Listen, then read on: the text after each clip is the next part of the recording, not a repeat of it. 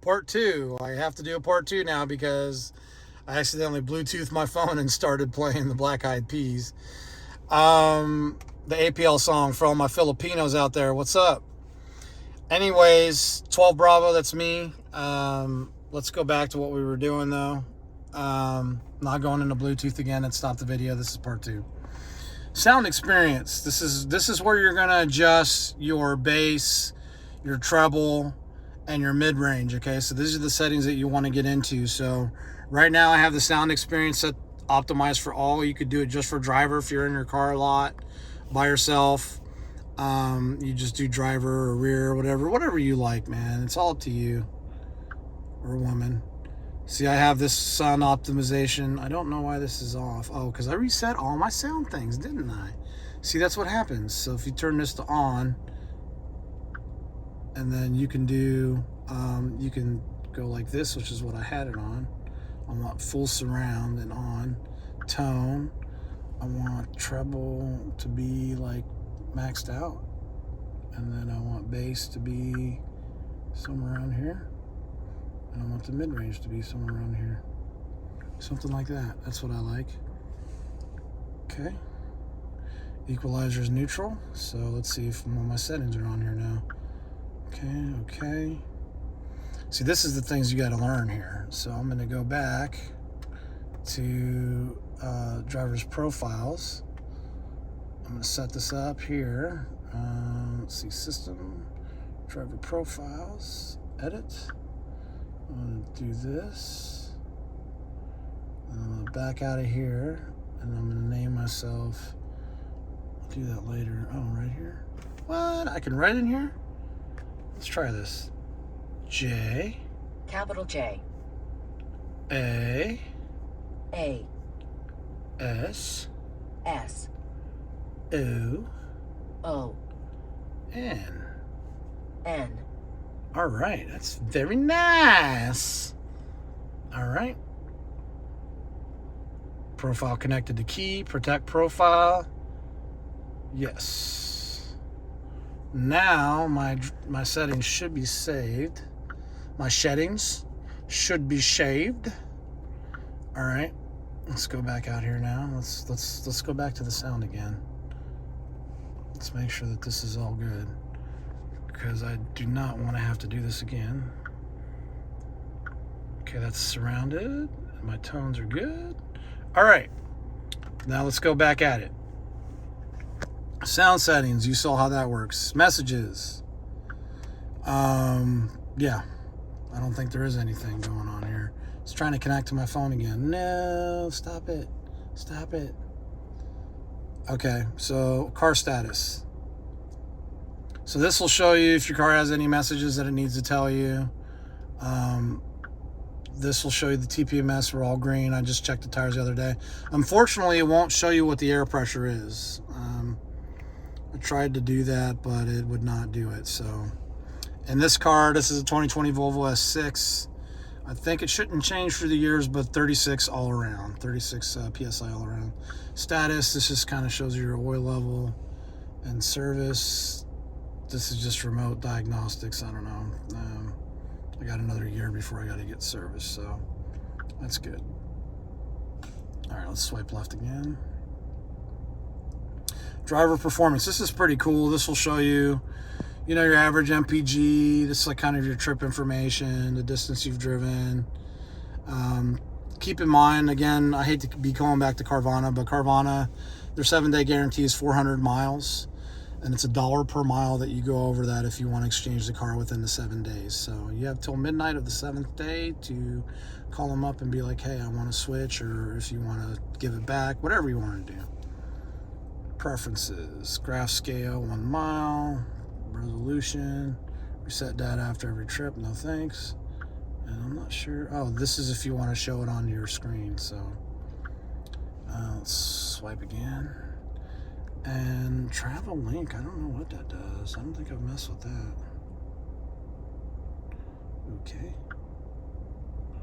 Okay, so I don't have this activated. I don't have Sirius right now, so that is not activated. Download center, system updates, and application updates. So that already was all done at the dealership, so I don't need any of that. So that is the settings. I know it took a while, but I just wanted to be as thorough as possible for you guys, so that if you had any questions on, if you have any more questions about the settings, go ahead and leave a comment below. I'll be more than happy to answer your questions, or if you have any questions about the Volvo in particular, the S60, I'll be more than happy to answer them for you. Let's see, in here, just kind of got a little change area. That's really all it's good for. So that closes like that. I don't know why it kind of curves up like that. I guess you could roll a quarter on down the ramp or something. So let's put my hand sanitizer, my Starbucks card, and everything else in there. All right, as we look here, I'll show you the key. This is a key, and our design does come with a nice leather wrapped key. You have your lock, unlock, and trunk opener on one side, and then you have your alarm button, your panic button, which is kind of weird. I've actually, because you got to kind of hold it like this to do this. And I've accidentally pushed this while I was pushing another button. So make sure to hold it like this when you're doing it, because if you do it like this, you have a chance of pushing in this panic button with your finger. I'll show you how this closes up. There's a little thing here, and this whole thing just can kind of close up if you want a nice, fresh, clean look when you're not using the cup holders, which is never for me. I'm always using the cup holders to hold something, like my wife's sunglasses that I'm scratching up right now with my keys. What else? What else can I show you? Oh, and here you have your USB. You have two USB connections. The one with the white ring is going to be the one you're going to want to connect to for player one, so that you can get your Apple CarPlay and everything else. Let's see, what does that say? I cannot read that. My eyes are not as good as they used to be. Who cares? Don't know what it is. Mine does have like a little Volvo wipe for the center screen. And this is fairly deep. You can fit some stuff in here. I normally just put my phone in here when I connect it to Apple CarPlay, because I don't want to play with my phone while I'm driving, because I'm a good, responsible citizen. All right. Oh, cool. I actually like these too. You got your little Swedish flag here. So that's pretty nice. All right. Let's go to the back. That was the front. So we enter the back here. Sitting behind myself. I'm 5'11", so this kind of shows you how much room I have. I've got about, maybe 3 inches of room here. You do have a nice little pocket net there. You've got your lock button, unlock button. Oh, actually, just to unlock, you just pull twice on the handle. Window thing. This is pretty nice. You've got your climate control here. Got your own little vents here. Yeah, you're pretty standard here. You got your lights. Well, these are on because my front door I didn't close it all the way. And then here, you've got your folding headrests. You can fit 3 people back here, but I don't know if it would be too comfortable. So we'll have to think about that. And then you've got this guy. You fold that down, you got like a little thing for your phone or whatever, and you've got some cup holders. And you do have a pass-through here. The seats do fold down, though it's a little tricky. I'm going to show you that. That should be the last thing that I have to show you here. I don't know what. This is kind of weird here. There's 3 of them. What is that? Oh, they're tethers. Okay.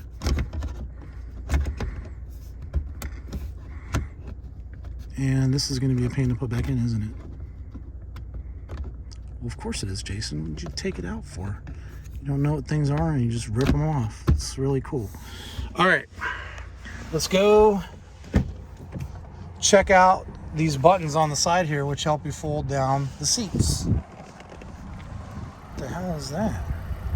Is that a dookie? Ew. I don't know what that is. Let's see. Okay, so you have, I couldn't figure out how to fold them down because there's nothing in the trunk, but you have these two buttons here. You push the button, the seat electronically unlocks, and then you just pull the seat down like so. I'll do this one, and then you just pull it down.